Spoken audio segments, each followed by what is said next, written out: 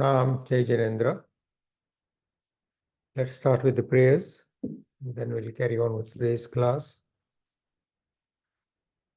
Namo Orientanam, Namo Siddhanam, Namo Ayariyanam, Namo Vajjayanam, Namo Loe Sappa Sahunam, Eso Panchanamukaro Sappa Pava Panasano, Mangalanancha Sabvesim Padamam Havai Mangalam. Namo Orientanam, Namo Siddhanam, Namo Ayariyanam, Namo Vajjayanam, Namo Loe Sappa Sahunam, Eso Panchanamukaro Sappa Pava Panasano, Mangalanancha Sabvesim Padamam Havai Mangalam. Namo Arihantanam, Namo Siddhanam, Namo Ayariyanam, Namo Vajjayanam, Namo Loe Sabba Sahunam, Eso Panchanamukaro Sabba Pava Panasano, Mangalanancha Sabvesim Padamam Havai Mangalam. Veera Sarasura Surendra Mahito Virambuda Sansrita Virena Bhiyata Swakarma Nichayo Viraya Nityam Nama Veera Tirthamidam Prautamatulam Veera Shikhoram Tapo Veere Sri Dhruti Kirti Kanti Nichaya Sri Veera Bhadram Disa Kamathe Dharanendra Cha Sochitam Karma Kurvati प्रभुस्तुल्य मनोवृत्ति पार्श्वनाथ श्रीस्तु वह अंगूठे अमृतवसे लप्तितणा भंडार श्री गुरु Gautam संवरिये मनवांछित फलदातार.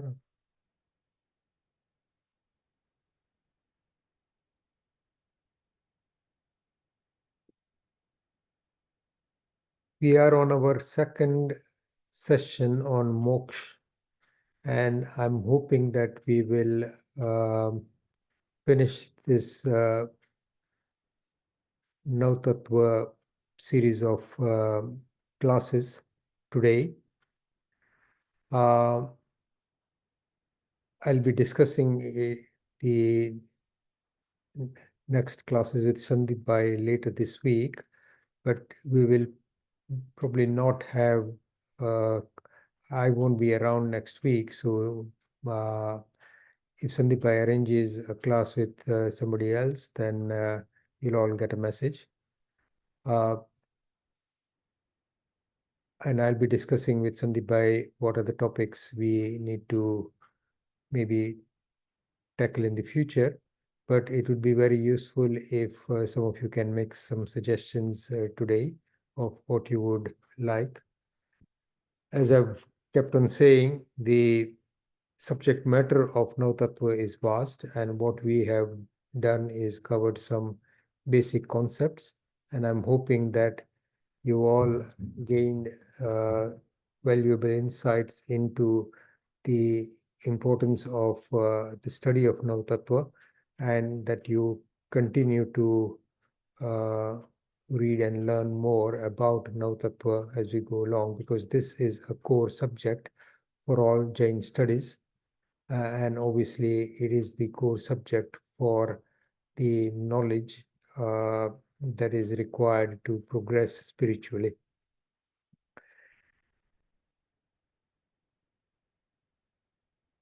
We discussed a lot of the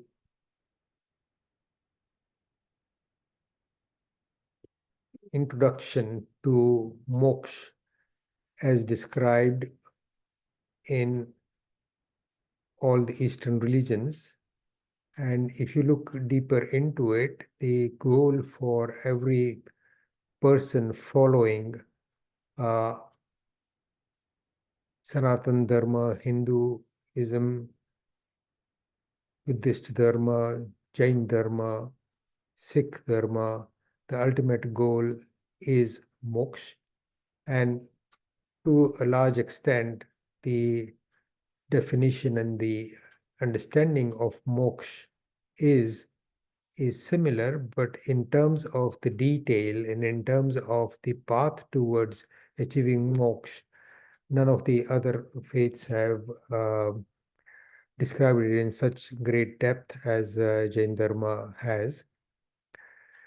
We've been looking at Nav Tattva from that point of view as Jeev as the first tattva and moksha as the last tattva, and everything in between is trying to explain to us the uh, elements that help us achieve moksha and elements that hinder us from achieving moksha. So overall, I'm hoping that the concept of the soul and the concept of moksha is becoming clearer to all of us, but there are lots of other insights that we need to develop and get deeper into the subject. So let me share my slides. A lot of them are a repeat from last week, just as a reminder.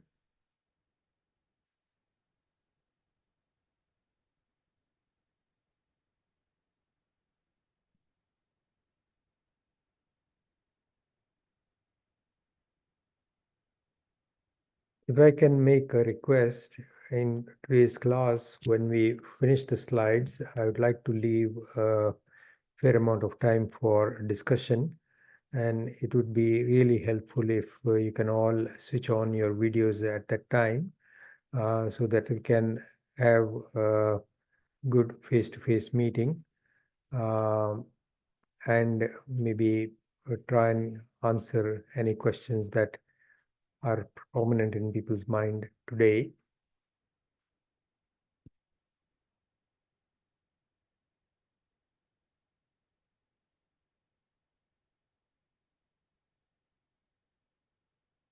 Again, a reminder, which are the now tattvas or the 9 tattvas: Jeev, Ajeev, Punya, Pap, Ashram, Samvar, Bandh, Nirjara, and Moksha.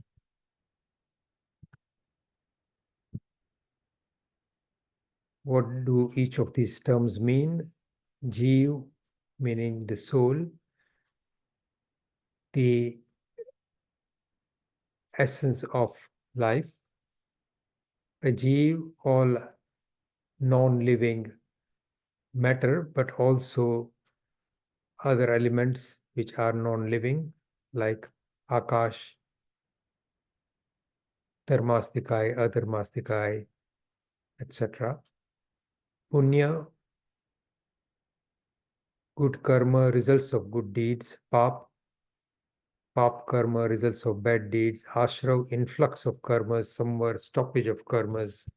bandh, bondage of karmas, nirjara, eradication of karmas, and moksha, total liberation, total freedom, and the independent existence of the soul without any restriction in its completely natural state.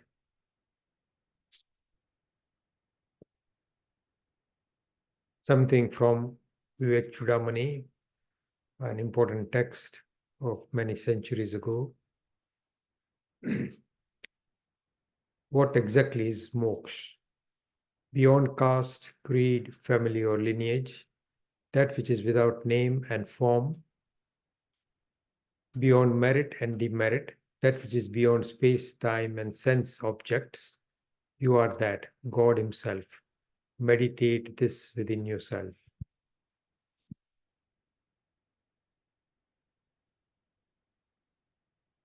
Something about moksha in Katha Upanishad. And those of you who may be interested, there's a lot of interesting reading in the literature that is available. I'll let you read this.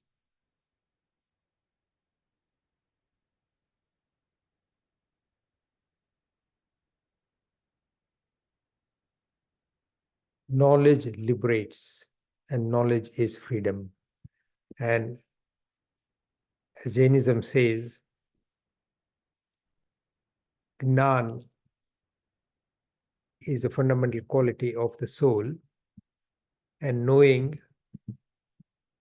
is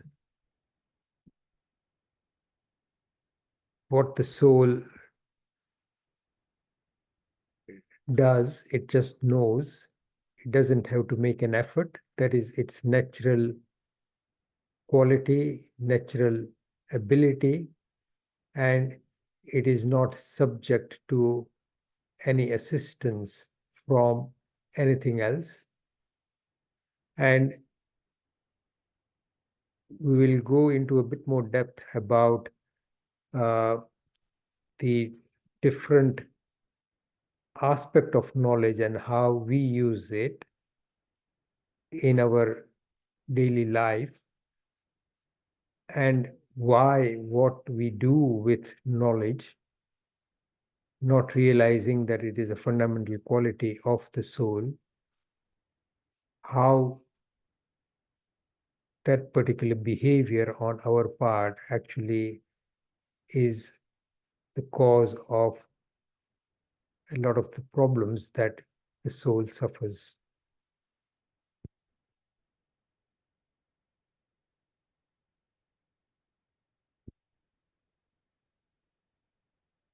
Moksha as the spiritual release from all karma.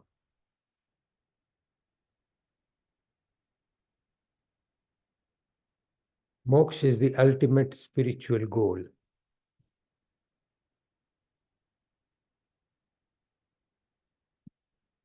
So here again, Samyak Darshan, Samyak Gnan, and Samyak Charitra,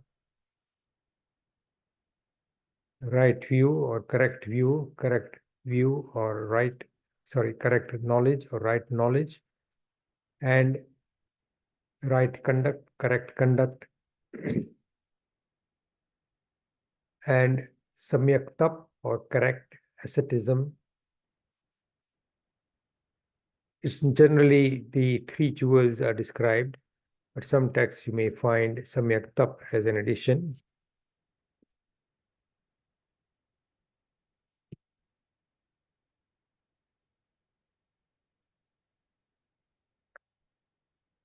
Of the Nav Tatva,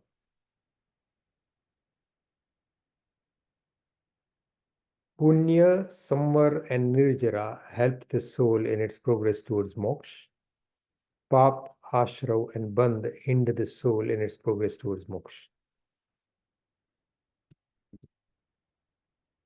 Let us discuss some other basic concepts. One may question that if, according to Jainism, Jain Dharma, the road to moksha has always been open, that souls have been going to moksha from infinite time in the past. And as we have studied before, according to Jain Dharma, the universe has had no beginning and there is no end, that us, all souls, have always existed. Then if souls have been going to moksha for an infinite time in the past and will continue to go to moksha for infinity in the future, will there not be a time when the universe is empty of souls at some time?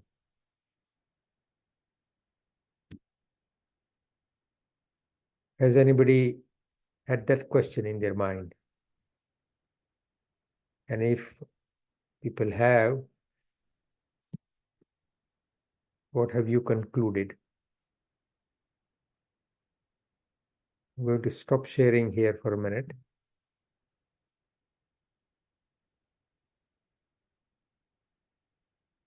Is there a reasonable question? I mean,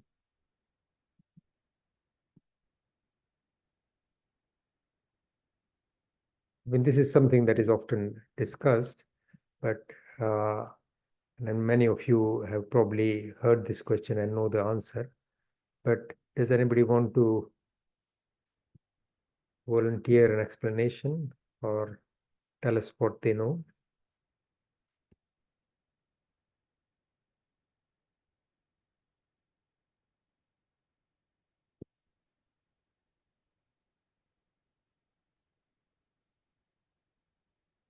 Feel free.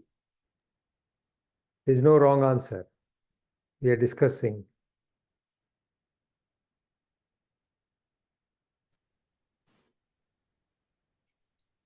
Bharat Pranam Ajitbhai. The answer to that, well, when you asked earlier if you had heard the question, yes, I mean, this is a question that we have asked in the past. The answer to that is that even though infinite number of souls have achieved salvation moksha, there are, compared to them, there are infinite multiplied by infinite souls in the universe that have yet to achieve moksha. And not only that, there are some souls that are abhavijit. That means they will never achieve moksha, and they will stay in the cycle of transmigration forever. They will always be in either one of the four gatis as opposed to moksha. So the answer to that, I mean, is this universe has infinite number of souls. So it's the sansar is always going to has always been, is there, and will always be. Good. Absolutely clear, comprehensive answer.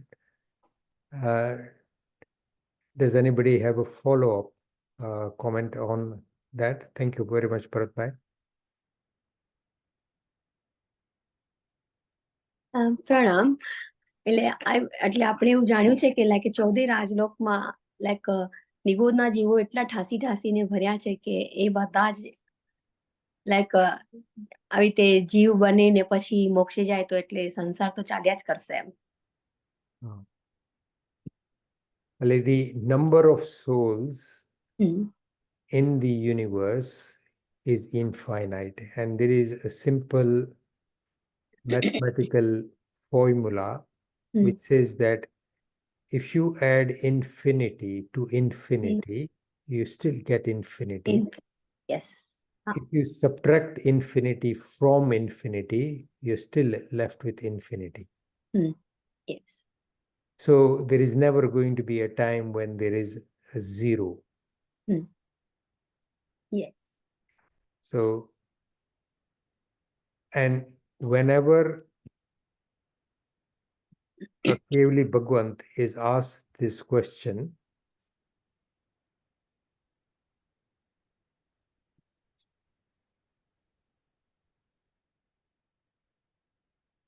at any time, if a Kevli Bhagwant has been asked this question at any time in the past and will be asked the same question at any time in the future, the answer is always the same. If somebody asks, Bhagwant, how many souls have gone to moksha so far? And the answer to that question will always be that out of Anant Nigod, an Anant part of Nigod has yet gone to moksha. And anytime in the future, that will always be the answer. Meaning at any one point, in spite of Ananta Jivo having gone to moksha, only an infinitely small part of Nigod has actually yet gone to moksha. And that doesn't change. At all times, there are infinitely more souls in sansar than in moksha. Whenever a Kevli Bhagwant is asked this question, the answer is always that only an infinitely small part of Nigod has gone to moksha so far. Now let's come to this final question. This is actually the last slide. And I've just left it as a question as to who can go to moksha. The Nav Tatva Prakran explains moksha in different ways. And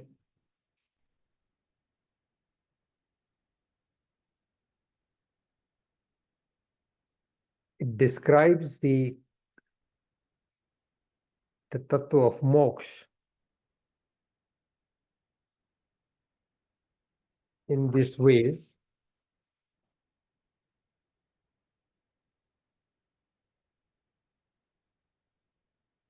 Initially, it is described in 9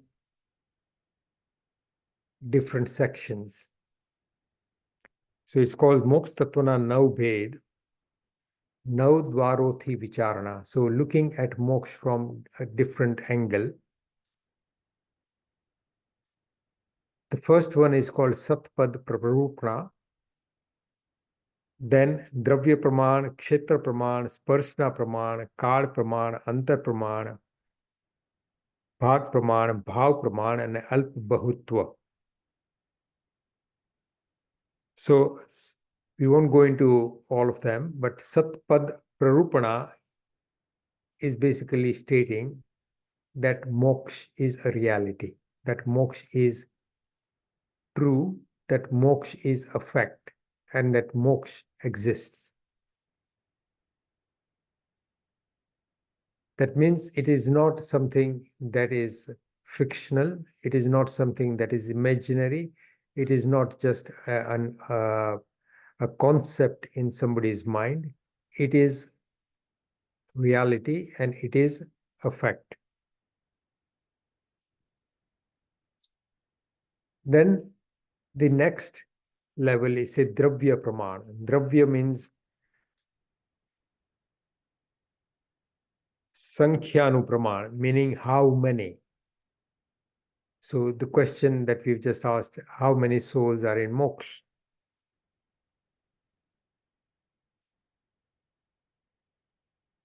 And the answer obviously is that there are infinite souls in moksha already. Dravya Praman is Siddhana Jivo Anantache, meaning there are infinite number of souls. Evi Vicharana Karvite. Kshetra Prarupana, meaning where do they actually reside? What is their place? What is the space which the Siddh Jeeves or those Jeeves which have gone to moksha actually occupy? સિદ્ધના જીવોને રહેવા માટેનું રહેઠાણ. So the answer to that is, and we've discussed this at the end of the universe, at the top, we've got a Siddh Shila, which is a disc made of sphatic, precious material, the size of which is 45 lakh yojans. And all souls who achieve nirvana and then shoot straight up to this place come to a standstill at the end of Lok Akash, meaning at the end of the universe, because beyond that point where Lok Akash meets a Lok Akash, there is no facility for anything to move. So there is absence of dharmastikai and adharmastikai, but there is just empty space beyond that. So that empty space is called Alokakash. And all jeeves which go to moksha, all souls which go to moksha, go to the end of Lokakash and stay still at basically the end of Lokakash, where it has got a junction with Alokakash. સિદ્ધના જીવો લોકના અસંખ્યાતમાં ભાગમાં રહેલા છે એવી વિચારણા કરવી તે એક ક્ષેત્ર પ્રરૂપણા. સ્પર્શના પ્રરૂપણા સિદ્ધના જીવો કેટલા આકાશ પ્રદેશોને સ્પર્શીને રહેલા છે તેની વિચારણા કરવી તે. જેમ ક્ષેત્ર કરતા અધિક પ્રદેશોની સ્પર્શના હોય છે, સિદ્ધના જીવો લોકના અસંખ્યાત ભાગમાં સ્પર્શીને રહેલા છે. That means they are all there touching the end of Lokakash. Kal Praman, meaning how long will the souls who have gone to moksha stay there? And the answer to that is that in relation to an individual soul which goes to moksha, it is permanent from that point onwards. So Sadi Anant Kal, meaning there is a beginning, but then there is no end. But in relation to all the jeeves that have gone to moksha, the Kal Prarupana states that Sarva Siddhona Jivoni Apekshaye Anadi Anand, meaning in relation to all the souls that have ever gone to moksha, souls have lived in moksha forever in the past and will continue to live in moksha forever in the future.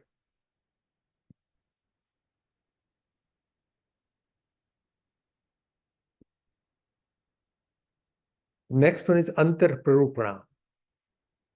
And it says that once a soul has gone to moksha, it does not come back to sansar. મોક્ષમાં ગયેલા જીવોનું ફરીને સંસારમાં આવવાનું ન હોવાથી મોક્ષના જીવોને અંતર નથી એવી વિચારણા કરવી તે. Meaning that state is permanent.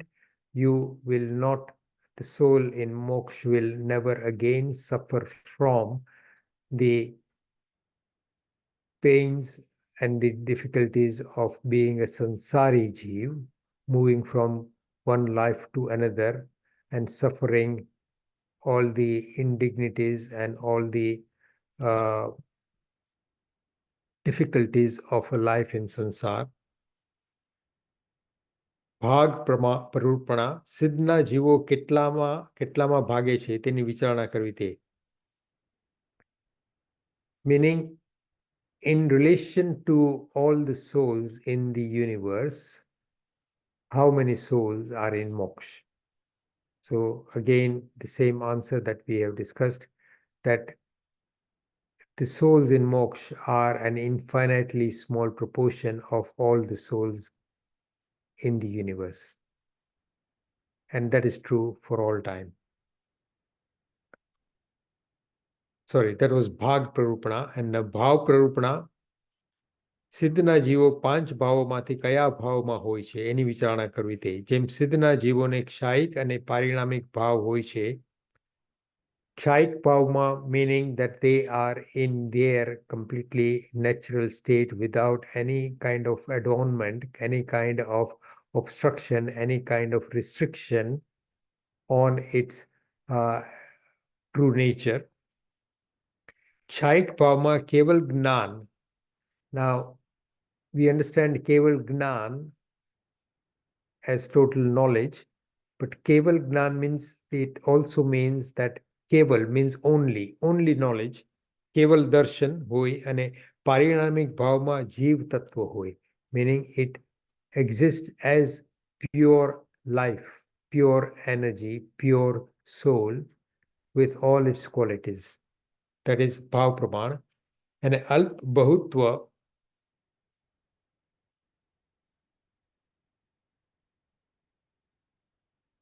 now, that brings us to this last question: who can go to moksha? So our Shastras describe that, and there is some difference in the belief between the Shwetambar sect and the Digambar sect on this particular point. So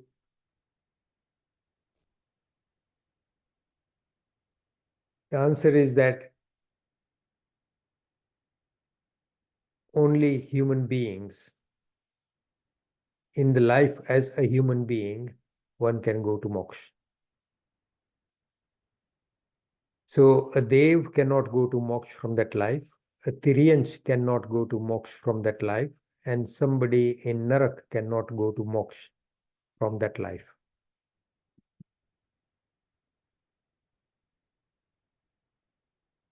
So Hasu, you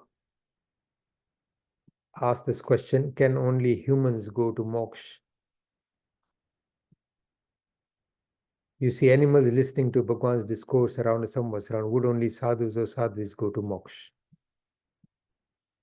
Okay, so let's try and answer that question here.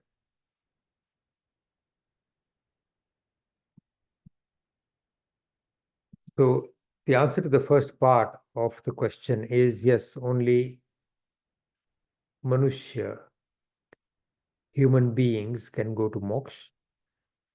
Animals sitting in Bhagwan's samvatsarana, listening to the Deshna,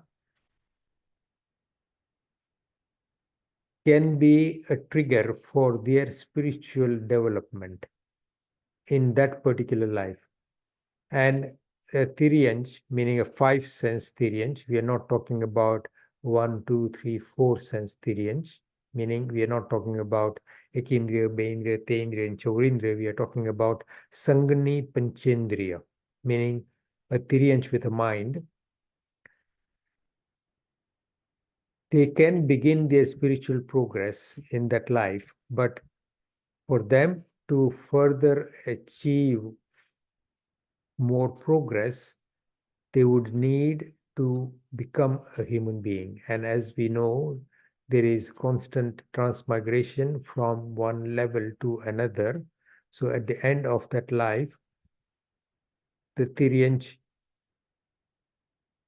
if he has acquired that level of spiritual progress, will at some stage get a life as a human being and then progress on from there.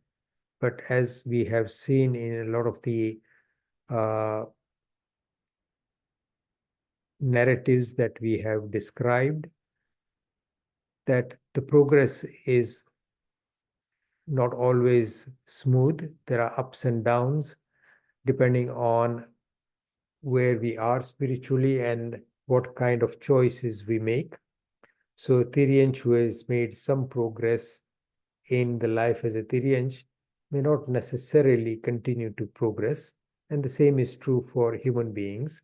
Even though we have made a progress and reached so far, there is no guarantee that we will stay on this path of ascent towards moksha. We may fall down very badly and spend a huge amount of time in sansar before the next opportunity to rise up comes back. And there are ample examples of how souls have lost their progress and gone back to zero. So it is not impossible to go back to Nigodh. The only difference would be that once you have escaped Nigodh from the Avyavahar Rasi, even if one soul goes back to Nigodh, he will remain in circulation. So the escape from that part of Nigodh, meaning Vyavahar Rasi, where you are already in circulation, is not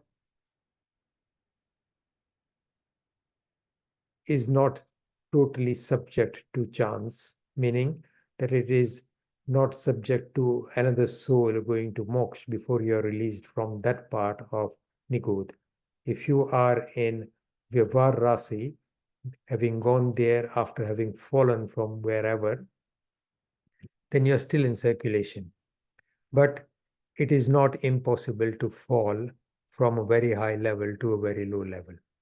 And it is also not impossible to rise from being a Tiryanch to going up and achieving moksha very quickly. So this reminds me of a simple story that I was reading over this Saturday for the Saturday class that I do at IKTA every 2 weeks. The story is about Tirthankar Bhagwan Dharmanath, the 15th Tirthankar. And in the Samvatsran, when Dharmanath Bhagwan was giving Deshna, somebody asked the question that, can you tell us, out of all the souls that are present in this Samvatsran at the moment, that includes Dev, Devis, Sadhu, Sadhvi, Shravak, Shravikas, or lots of human beings, and lots of animals, who is going to go to moksha the most rapidly? So out of all the souls who are present in this Samvatsara at this moment, who will be going to moksha in the very near future? So who will be the first person from all the people present here now at this moment, or the first life or first soul will go to moksha? And surprisingly, Bhagwan Dharmanath, Tirthankar Paramatma Dharmanath, says that there is a small undar or a rat in this Samvasaran who is listening to the Desna. And Hasmukh, this also answers partly your question, who at the end of this life will go to Devlok and then be born as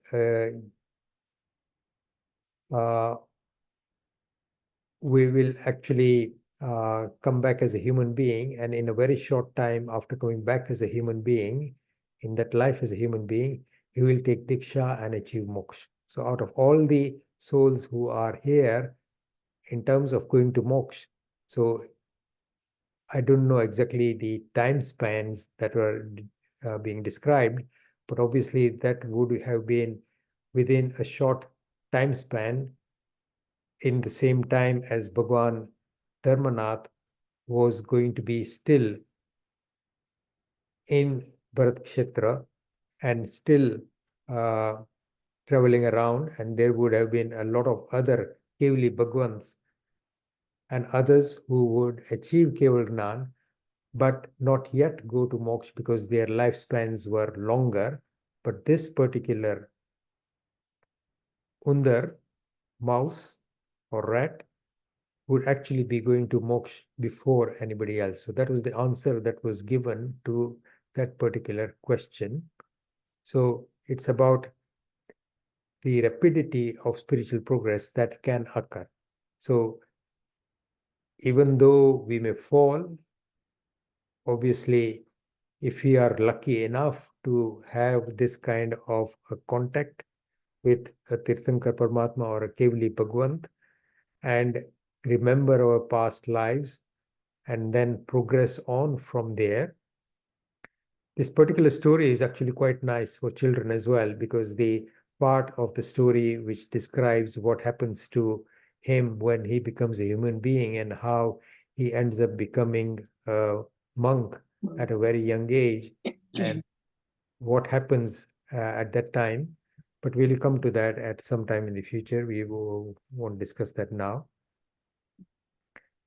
So who can go to moksha? So as we've said, human beings, not devs, not narak, and not tiryanch.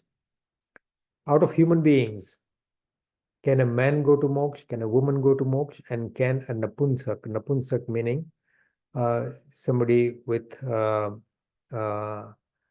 the third gender? So the answer is, and in this last dwar, so alp bahutva, from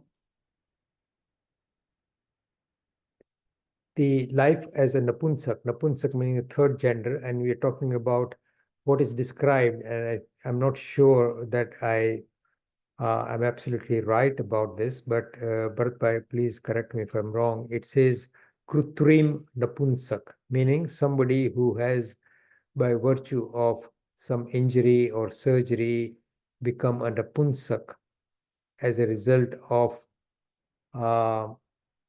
excision of their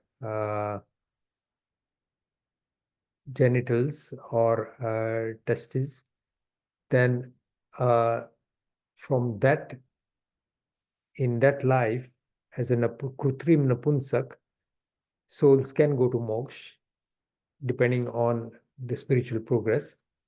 But the number of souls that go to moksha in that kind of a state, meaning we're talking about somebody who has, for whatever reason, become a napunsak and then progressing spiritually in the future and then going to moksha from that particular life.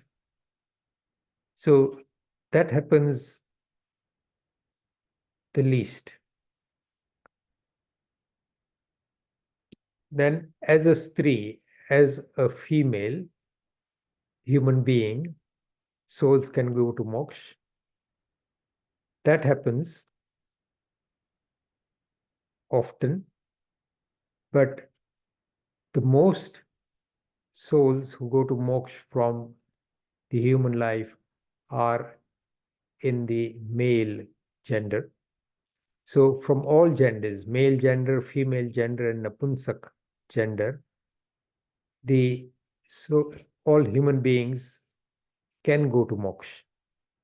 So, and this is described, and then there are other dwars that are being described here as to how many souls can go to moksha at any one time.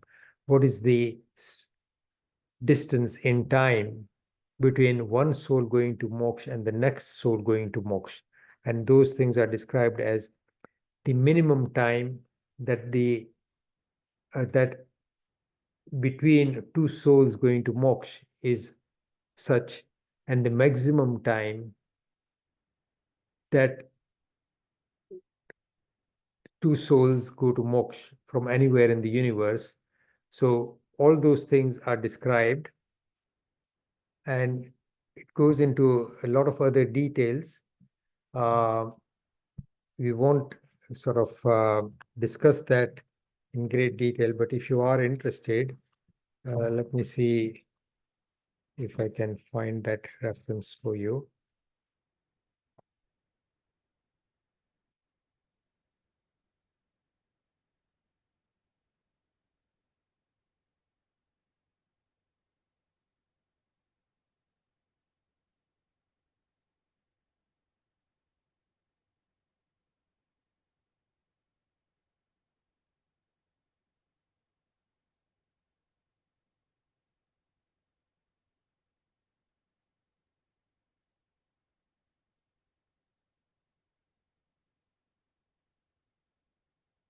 If I remember correctly, I think the maximum time span between two souls going to moksha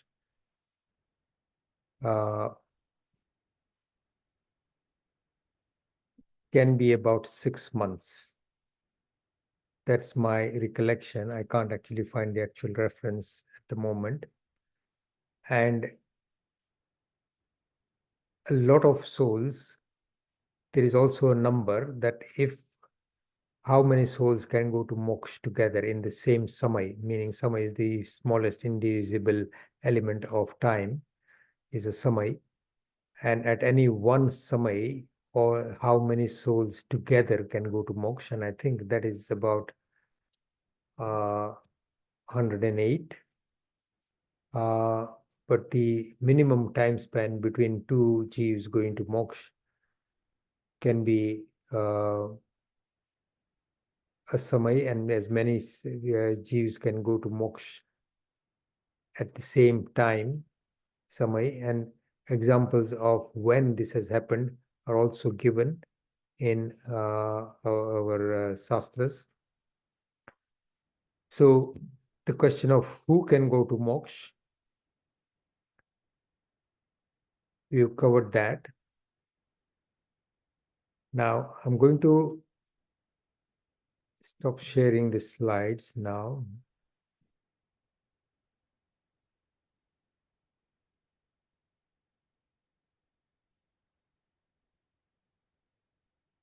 And just a general point of discussion, and then I'll open the discussion for everybody in the audience. Just a simple point. Ultimately, our spiritual progress depends on what we desire. If our focus and our innermost desire, so our lives and where we go from one life to another, and what kind of path do we carve out for ourselves in physical terms and in experience terms, depends on what kinds of state, what state our soul is in on an ongoing basis. And if we are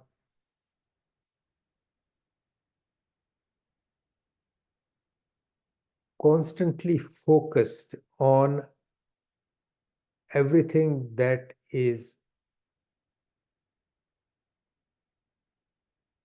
not of the soul, everything that is outside of the soul, everything that is temporary, everything that is experiential in physical terms, then we are making a conscious choice of actually liking that. And all our karmas that are formed in that state will continue to give us those fruits on a regular basis.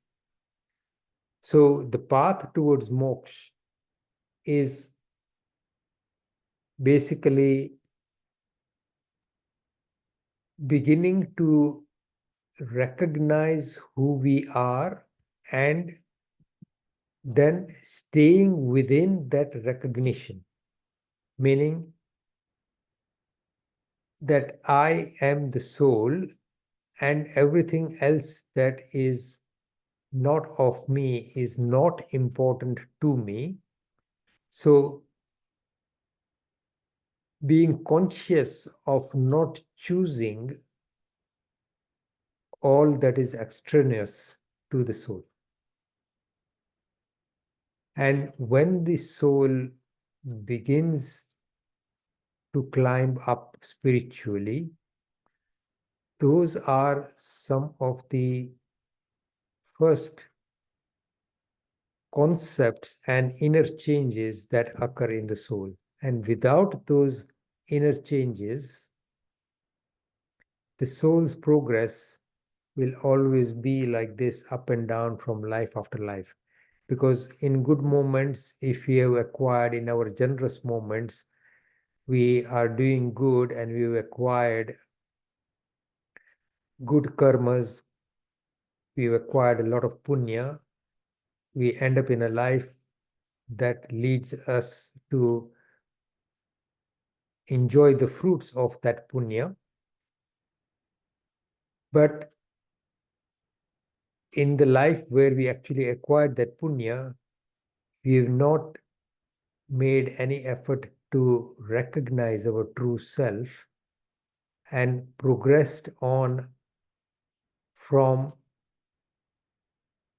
doing things to being what we are internally. I'll end there today. I'm hoping that you can switch on your videos. Those of you who can, please do. And if there are any questions about today's class or any other class, because I'm saying that this will probably be the last class for this course. Pranam Ajitbhai. Pranam. I'm not able to turn my video on. Sorry. Oh, yeah, okay. It's not letting me. I have a couple of questions. Yeah. You said that there are infinitely less jeeves in moksha than there are in sansar, including nigod. And I assume that will always be the case because of the abhavi jeeves. Not just abhavi jeeves, but the total number of jeeves, because the road to moksha is always open. So if we just focus on abhavi jeeves, then again the question may come that what if all the bhavya jeeves go to moksha? Then will the universe only be left with abhavi jeev? That is not what this is saying either. This is saying that the number of souls in the universe is so infinitely great that the universe will never be empty of souls, and the road to moksha will always be open. Okay. Do we know what kind of proportion of abhavi jeeves there are compared to bhavi jeeves? No, I don't. Bharatbhai might know the answer. When we say Ananta Jeev have gone in to moksha, there are Ananta Jeev that are bhavi as well. But compared those two compared to the souls that are in the universe, it is an infinitely small number compared to that. So the number of abhavi jeev is small. Yes. Okay. So the question that we may all ask, are we bhavi or abhavi? Bhavya chiye ke nathi? So anybody who cares enough about moksha and achieving emancipation can ask this question. The answer is that if you can ask that question, then you are definitely bhavya. Okay. And you mentioned that in one moment there can be 108 jeep that can go to moksha. Yeah, that is, I mean, I'm not absolutely clear about that last bits that I said as how many and the time span between two jeeves going to moksha. So I'm not absolutely sure about those facts. So please don't quote me, but that is my recollection. I may be wrong. But Bharatbhai, do you know? We've done it, I mean, a long time ago. Yes, I I think we only have, but I've recollect forgotten that. now. Sorry, I only recollect that the maximum times, the time between two souls going to moksha is like 6 souls. sorry, about 100 souls in 6 months. But there are lots of combinations that we had done, but I that was a long time ago, and I don't remember them. Yeah, no, I've forgotten as well. And I think Yeah. somebody else asked that question some time ago, maybe a few weeks ago. I did read it, but then I've forgotten. I think Punita Ben asked in the Wednesday class. Yes, and I think, but if you really see, the shortest time between two souls is one samai, and not only that, I mean, there are, one samai is a very is a fraction is a nano uh, f- uh, fraction of Of a of a second. second. Yeah. So if you see that, I mean, we've seen, when we do that from Palitana and from all those Pavitra places, loads, and I mean, you know so many Jeeves have gone to soul at one time. I mean, they mean samay after samay, but it's in their millions and billions, in a very short time. Yeah. Yeah. Yeah. So in response to one of Punita's question on the Wednesday class, this is what I had written.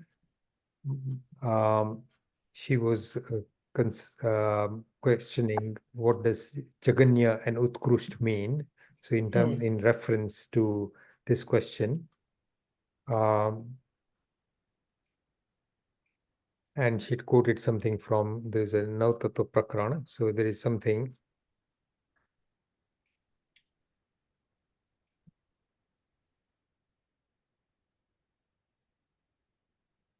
સિદ્ધોનું જગન્ય અંતર એક સમય અને ઉત્કૃષ્ટ અંતર 6 માસનું છે. Meaning that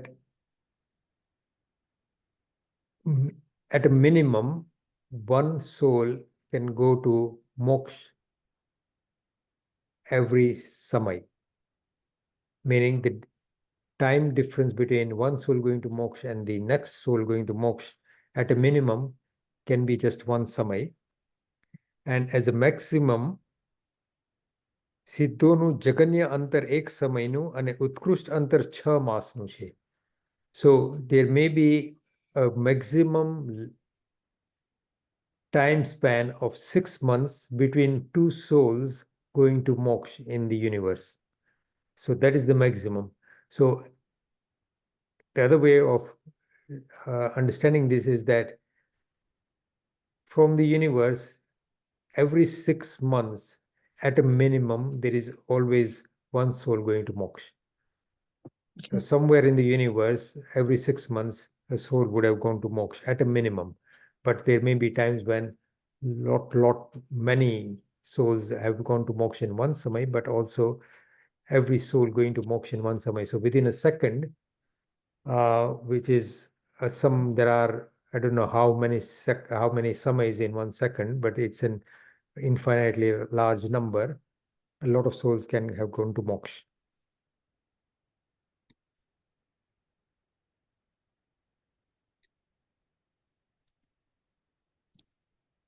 There are more women than men who follow adharma, yet more men to go to moksha. Isn't that strange? True, but it is ultimately the development of the soul which dictates whether a soul goes to moksha or not. And the progress of the soul and the rapidity with which that can occur can vary. So in an individual person, that may be quite different. So if you are looking at how spiritually developed, so if I look around me, all the great sadhaks that I see who have the spiritual development that I think they may that they have are all significantly greater than a lot of the men that I necessarily know. So definitely from a personal level, there are a lot of women who are more spiritually developed from what one can see than men, than there are men. But in terms of number, this is what the Shastras describe. So you're right that every Tirthankar Paramatma's sasan has had more sadhvijis than sadhu bhagwans, has had more shravikas than shravaks.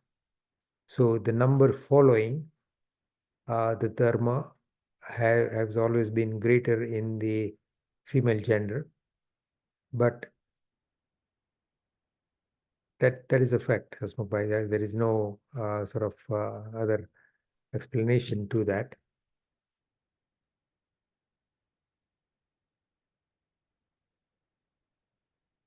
Any other questions or comments? Jyot, you asked from where can you go to moksha? Please, can you remind us why the door to moksha is closed from Bharat Kshetra? Okay. So you're asking, Jyoti, that at the current moment, after the Antim Kevli, that means Jambu Swami, he went to moksha.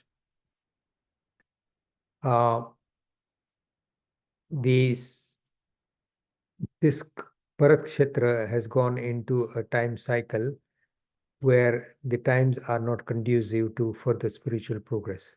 Therefore, from this place, it is not possible to actually develop spiritually to the level that will allow us to go to moksha. And that happens in those in the time cycles in the 5 Bharat and the 5 Airavat Kshetras, when the time cycles are not, when the time is not actually right for the door to moksha to have developed properly. That is the case. But in Mahavidya Kshetra, where there is always a time similar to our 4th Ara here in Bharat Kshetra, the road to moksha is always open. So even currently in all the 5 Mahavidya Kshetras, the road to moksha is open. Does that answer your question, Jyotiben? Yes, thank you, Ajitbhai. Okay. So if you pass in this life, can you go to Mahavidya Kshetra? You can, yes. It depends on your spiritual progress. So one can go to Mahavidya Kshetra, but don't forget that just going to Mahavidya Kshetra and being born as a Tiryanj does not help. Having gone to Mahavidya Kshetra and being born as a human being, and then also have the necessary exposure to dharma, and then further progress in that life. And obviously, even just being in Mahavidya Kshetra does not necessarily guarantee unless we make that particular spiritual progress. So the facility is there, but the effort has to be on our part. That's why you maximize the most of the time you have here, isn't it, too? Absolutely, yeah. So Sandip is asking, would Rishabdev's mother, Marudeva Mata, have achieved Samyak Darshan in the life of being a tree? The answer is no, because achieving Samyak Darshan in a sub 5 sense life is not possible. So achieving Samyak Darshan as a Tiryanj is possible. Am I correct, Bharatbhai? Yes, but only Sangni Tirans Sangni, can yeah. So achieve if you got a Samyak Darshan. mind, yeah. So not a Sangni. So 5 sensed, a Sangni meaning 5 sense without a mind, you cannot achieve Samyak Darshan. Yeah. For that matter, you can even get Samyak Darshan in Narak as well. Yes, you can get Samyak Darshan in Narak as well. Yeah. In fact, you can get Samyak Darshan in all 4 gatis. But the main Purusharth has been done In yes. So you can gain Samyak Darshan, but yeah, but you can only go to moksha. And if they've done Purusharth, if they've done efforts, in the human being, and somehow, they don't achieve that, I mean, they will progress to the next, to the next gati, and they can achieve that if they get bored, you know. Yeah, so they can achieve karma tattva. And there are examples of all kinds of animals who have remembered their past lives when they have had the Jati Smaran Gnan, Yeah. and then regretted the faults that they had entertained in their previous life, and then remembered what they had done, and then converted their life as Atherians to a more spiritually progressive. So there are examples of that in Bhagavan Parshvanath's life. There are other stories about Atherians who have progressed spiritually.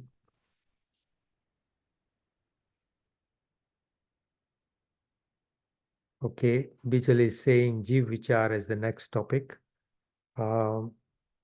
Okay, let's think about it. Subhai, you're saying in all the Shastras, are there different Devloks or Narak which are separate to ours, or are they all connected?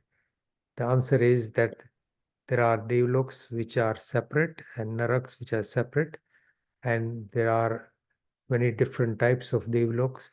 So there are Bhavanpati Devs, and then there are Jyotish Devs, and then there are further Devloks higher up about that. So that again is a big topic. I don't fully understand that, but there are lots of different descriptions of the different kinds of Bhavanpati Devs, the different kinds of Devs. And Naraks, there are 7 Naraks, each one progressively from 1 to 7, getting worse and worse. And there are differences in how punishments are meted out in the Naraks. There are Paramadhami Devs in the upper Naraks, but not so in the lower Naraks. But the level of pain and suffering in the lower Naraks is significantly more. So there are 7 hells, and then there are lots of different types of Devloks.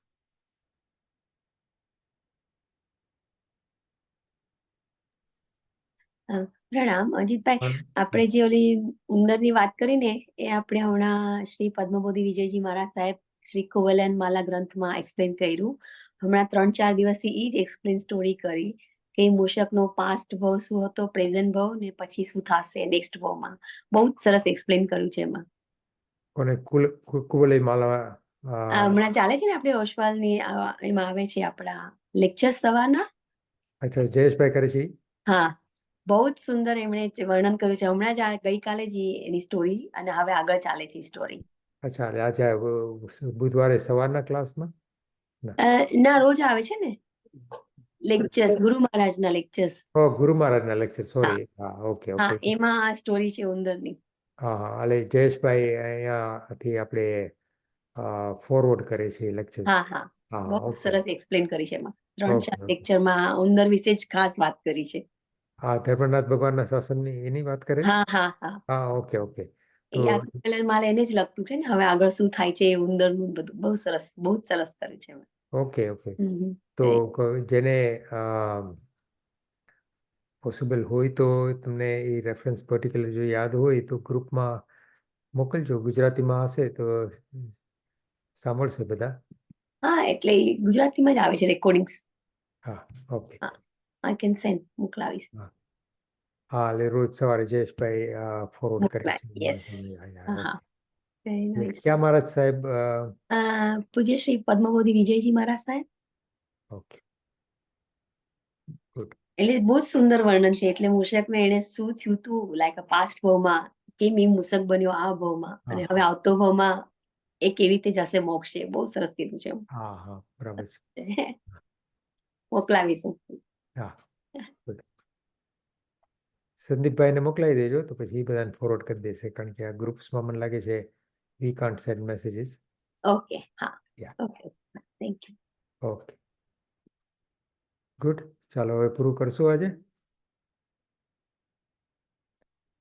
ચાલો હવે બધાને આપણે next week હું નહીં મળું, પણ પછીની વીકમાં હવે જે પ્રમાણે સંદીપભાઈ અરેન્જ કરે છે એ પ્રમાણે આપણે મળશું પાછા.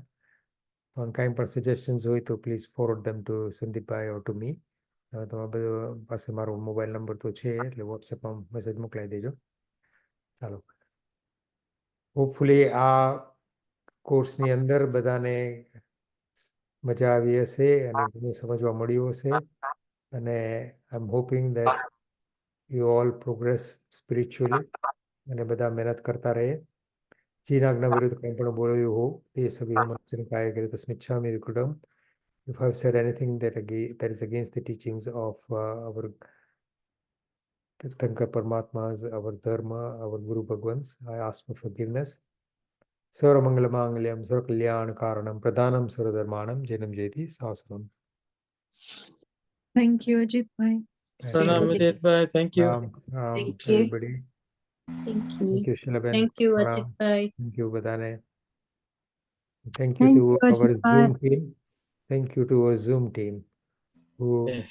unfailingly sit here for 3 hours, or well, at least 1.5 hours. They come 10-15 minutes early and then leave 5-10 minutes later than when we finish. Thank And you. I'm hoping that they are all enjoying the classes as well. So we got Veer Sumaria, Meera, Kavit, Darshana.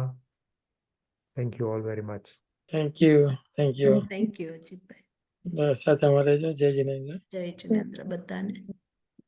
Thank you ને જય જિનેન્દ્ર સૌને.